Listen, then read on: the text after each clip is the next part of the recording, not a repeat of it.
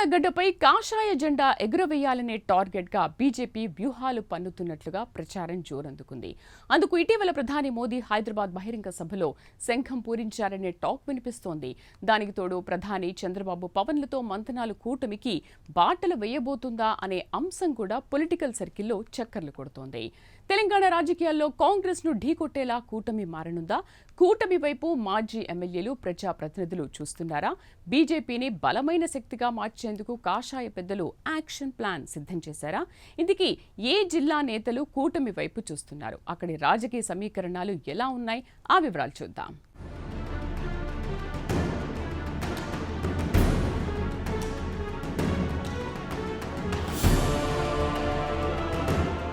ప్రధాని మోదీ హైదరాబాద్ బహిరంగ సభలో చేసిన రాజకీయ ప్రసంగం తెలంగాణ రాజకీయాల్లో కాకరేపుతోంది. పశ్చిమ బెంగాల్లో మమతా సర్కార్ను గద్దెదించినట్లే ఇక్కడ కాంగ్రెస్ ప్రభుత్వంపై విజయం సాధిస్తామన్నారు. వచ్చే ఎన్నికల్లో తెలంగాణలో కాషాయ జెండా ఎగరటం ఖాయమని ఎంతో ధీమాగా చెప్పారు మోదీ. బీఆర్ఎస్ అవినీతి, కాంగ్రెస్ అసమర్థ పాలనతో ప్రజలు విసిగిపోయి బీజేపీని గెలిపిస్తారని మోదీ ఘంటాపథంగా చెప్పారు. హైదరాబాద్లో బహిరంగ సభ కంటే ముందు ఏపీ ముఖ్యమంత్రి చంద్రబాబు నాయుడు, డిప్యూటీ సీఎం పవన్ కళ్యాణ్తో మోదీ మర్యాదపూర్వకంగా భేటీ అవటం అనేక రాజకీయ ఊహాగానాలకు తెరలేపింది. ఆంధ్రప్రదేశ్లో లాగా తెలంగాణలో కూటమి ఏర్పాటుకు మోదీ శ్రీకారం చుట్టారని తెలంగాణ పొలిటికల్ సర్కిల్స్లో హాట్ టాపిక్గా మారింది. రాబోయే జనరల్ అసెంబ్లీ ఎన్నికల నాటికి గ్రౌండ్ ప్రిపేర్ చేసేలా మోదీ, అమిత్ షాలు వ్యూహాలు తెలంగాణ రాజకీయాలను వేడెక్కించాయి.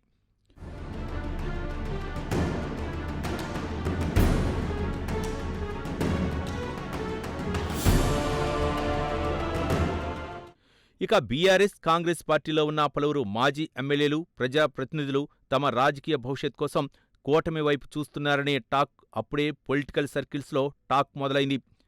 ఇక భద్రాద్రి కొత్తగూడెం జిల్లాలోని అశ్విరావుపేట మాజీ ఎమ్మెల్యేలు మచ్చ నాగేశ్వరరావు, తాటి వెంకటేశ్వర్లు కూడా కూటమి ఏర్పడితే తమకు అదృష్టం పట్టినట్లే అని లెక్కలు వేసుకుంటున్నారట.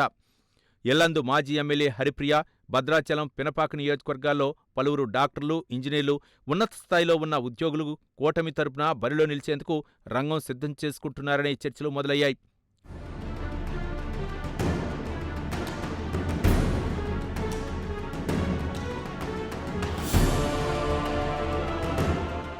బీజేపీ కూటమి కడితే భద్రాద్రి కొత్తగూడెం జిల్లా రాజకీయాల్లో తెలుగుదేశం, జనసేనలు గేమ్ చేంజర్గా మారుతుందని ప్రచారం సాగుతోంది.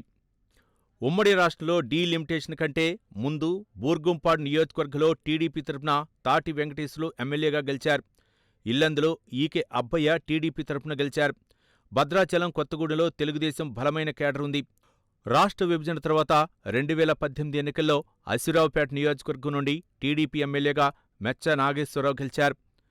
ప్రస్తుతం మెచ్చ నాగేశ్వరరావు, తాటి వెంకటేశ్వర్లు ఇద్దరూ బీఆర్ఎస్లో ఉన్నారు.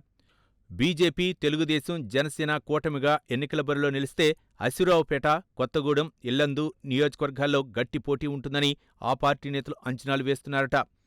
ఇక శ్రీరాముడు కొలువైన భద్రాచలంలో బీజేపీ బరిలో ఉంటే గట్టి పోటీ ఇచ్చే అవకాశం ఉందని కాషాయ దళం లెక్కలు వేస్తుందన్న టాక్ గట్టిగానే వినిపిస్తోంది.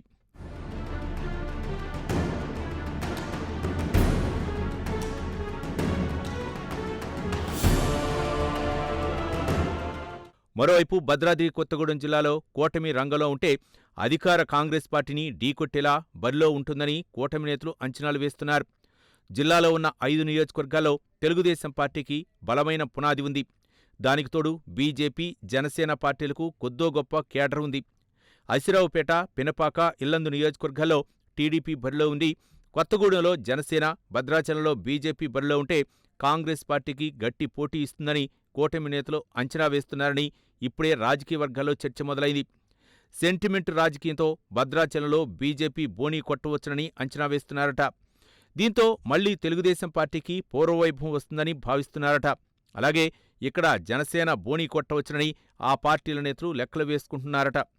కూటమి తరపున బరిలో నిలిచేందుకు జిల్లాలో పలువురు మాజీ ఎమ్మెల్యేలు, ఆశావహులు, డాక్టర్లు, ఇంజనీర్లు, వ్యాపారవేత్తలు, సాఫ్ట్వేర్ ఇంజనీర్లు, ఉన్నత స్థాయి ఉద్యోగులు టిక్కెట్ రేసులో లాబీ చేస్తున్నారనే ప్రచారం జరుగుతోంది. నిన్న మొన్నటి వరకు స్తబ్దుగా ఉన్న నేతలు మోదీ సభ తర్వాత జోష్లో ఉన్నారట.